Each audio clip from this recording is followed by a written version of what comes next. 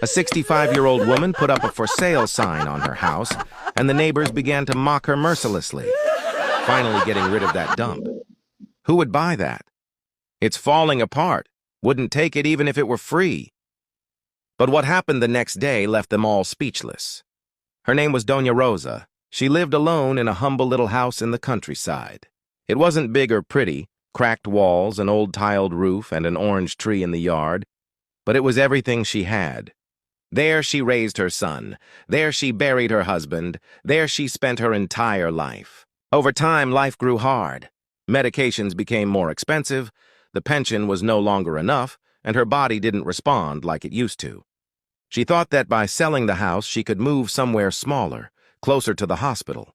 That night, sitting in her rocking chair, she took an old photo, her and her husband smiling, looked up at the sky and whispered, "Forgive me, my love. I can't take care of it alone anymore." The next morning, while sweeping the yard, she heard a car horn. An elegant car was parked in front of the house. A man in a suit stepped out and knocked on the gate. "Are you Doña Rosa?" "Yes," she replied, confused. "Is the house still for sale?" With a trembling voice, she said yes, but added, "It's a simple house." "It has no luxuries," the man smiled. "Am I looking for luxury?" Then he asked a question that left her frozen. "Is it true that Don Antonio lived here?" Doña Rosa turned pale. "You knew my husband?" The man grew emotional. "He saved my life." He told her that as a child he lived on the streets. No parents, no food, nothing. One day Don Antonio found him hungry, brought him into that house, fed him, taught him to read, and paid for his schooling. He told me that everyone deserves a second chance. The man took a deep breath. "I came to buy the house, but you will never leave here." "This house is sacred." Doña Rosa burst into tears on the sidewalk.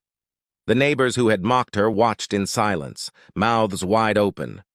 The man's name was Leonardo, one of the richest businessmen in the country, but his greatest wealth wasn't money, it was gratitude.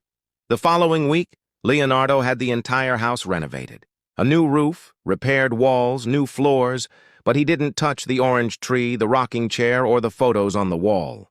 "That stays," he said. "That's memory." One of the neighbors came over and asked for forgiveness. Doña Rosa smiled. "There's no need. God bless you. Because the good we do in silence is never forgotten. If you also believe that good always comes back, comment amen and share this story.